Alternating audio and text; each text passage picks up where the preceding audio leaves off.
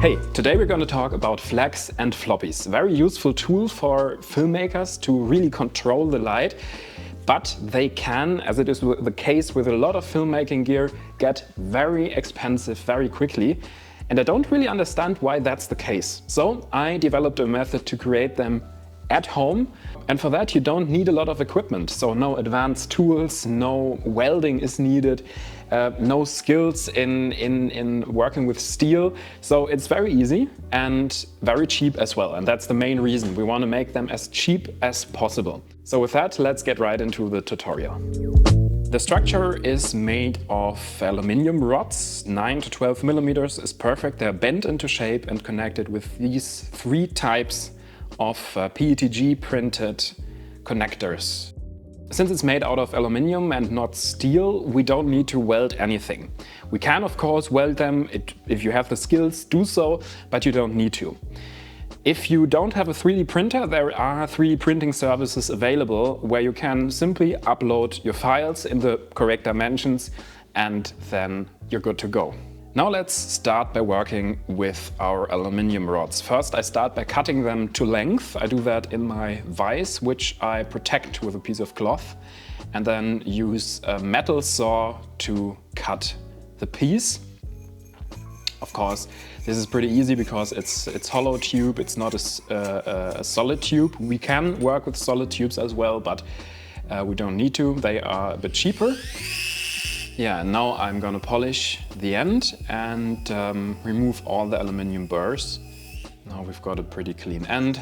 I'm gonna use this wire brush to clean the final pieces off, and as you can see, it looks pretty good. Alright, with that out of the way, we can now start bending the piece. For that I use this wrench and a lot of heat. I apply it very locally and then start slowly bending, but not overdoing it, because the tube is hollow and very brittle, so you can really mess this part up.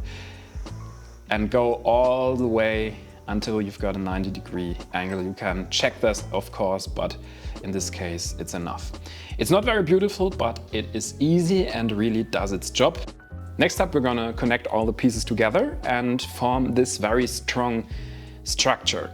For that, we're gonna first need to design and print our connecting pieces.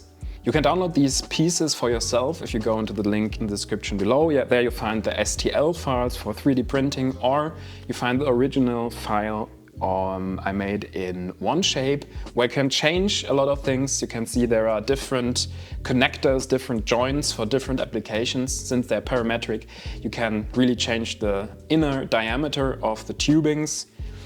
And yeah, if you're done, let's head over into the 3D printing software, slice it up. Make sure to print it in PETG to make it very strong. I enabled support materials here, and with that, let's head to the 3D printer and print this stuff out.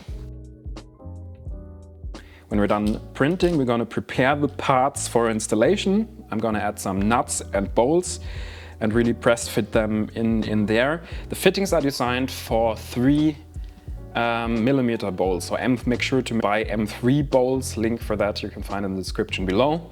Let's pre-install them, make sure to screw them in, but not all the way so it doesn't clamp. It makes your life a lot easier if you're later gonna install them in the frame. And as you can see, here are the different profiles. Now it gets really interesting. We're gonna take all of these prepared pieces and install them into the final frame structure. For that, just simply slide the tubes in and make sure that they really fit. If they are a bit too loose, depending on your materials or 3D printer, you can add some tape around the outer parts of the tubes to make them fit a bit better, and then screw them in. I would recommend something like Loctite to really lock the pieces in, and then you can build this frame like this. To get the rigidity you need and the strength in your frame, you need to weave the tubes in between each other. So it's a bit like weaving a basket. Some tubes go down, some tubes go up, and you really need to offset the pieces. You can do that with the connectors pretty easily. The next step is cutting and sawing the fabric. Make sure you choose a good fabric that has very good quality and that is very strong and sturdy, since it needs to withstand a lot of stress, that is easy cleanable. We will saw it in a way that it can be easily removed and thrown into the washing machine. And the most important property, I think, is that it is very opaque, so it doesn't leave any light through. In my case, I need 2 layers of fabric to really block all light you can see. And then I think it's very important that it is not glossy, so make sure it has a matte surface so no light gets reflected. After measuring and cutting all the pieces to size, we're now gonna saw it and then add some Velcro in a few places to make it look really professional. Yeah, and with that, let's put it on a C-stand and let's see how it fits. And there you can correct some stuff if you made any mistakes. In this case, we cut a slot in the left and right side so it doesn't interfere with our plastic joints. And now you can see the Velcro really in action. And with that, we're done. Let's look at the final results.